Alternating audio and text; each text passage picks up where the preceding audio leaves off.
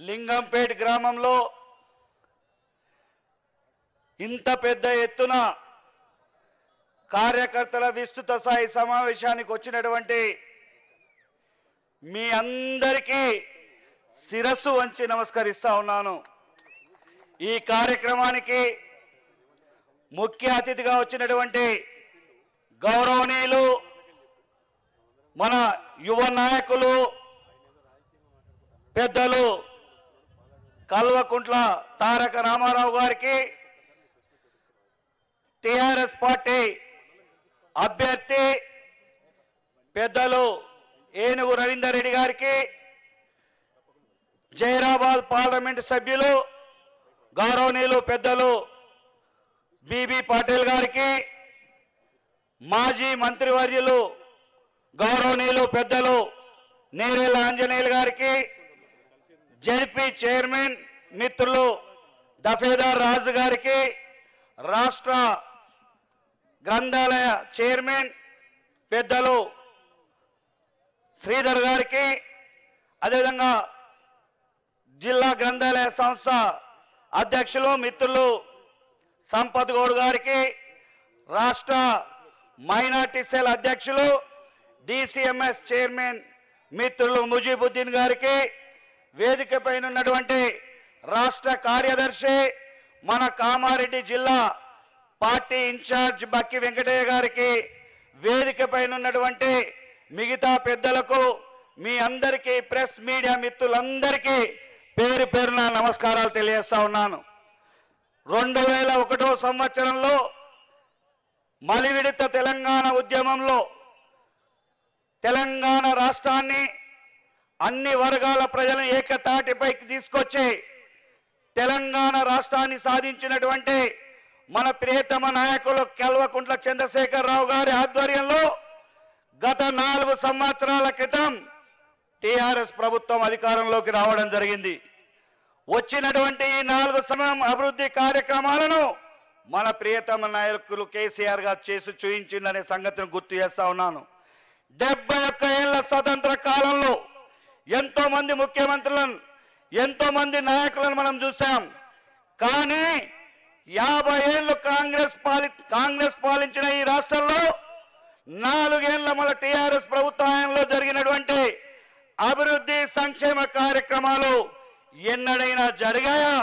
ఒక్కసారి మీరు గుండె మీద చేయేసి ఆలోచించాల్సిందిగా నేను విజ్ఞప్తి చేస్తా ఉన్నాను.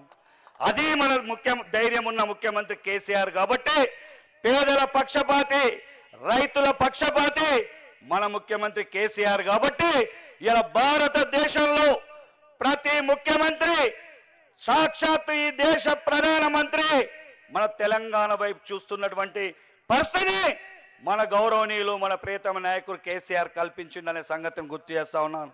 ఇది మామూలు విషయం కాదు. 4 సంవత్సరాలలో 40 ఏళ్ల అభివృద్ధిని చేసినటువంటి నాయకుడు మన ప్రియతమ నాయకులు కేసీఆర్ అనే సంగతిని గుర్తు చేస్తా ఉన్నాను.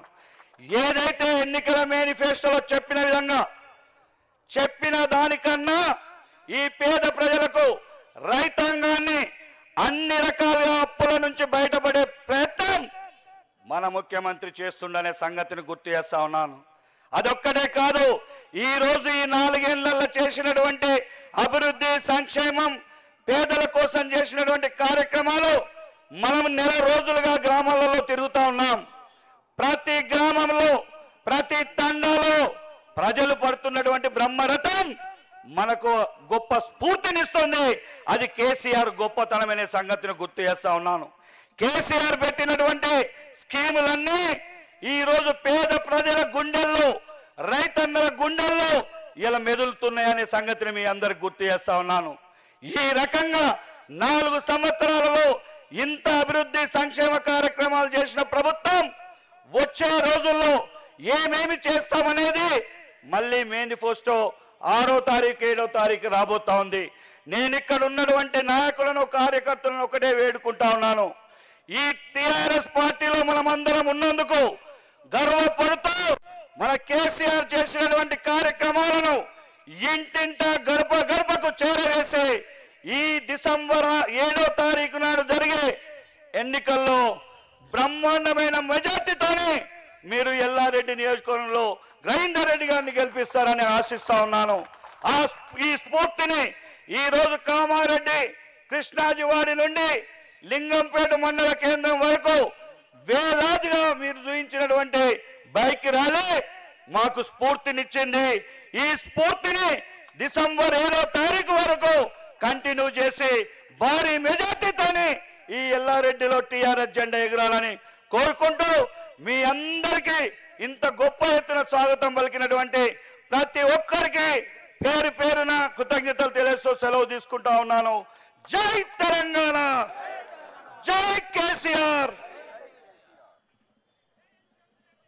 గౌరవనీయులు పూజ్యులు మాజీ మంత్రివర్యులు అన్న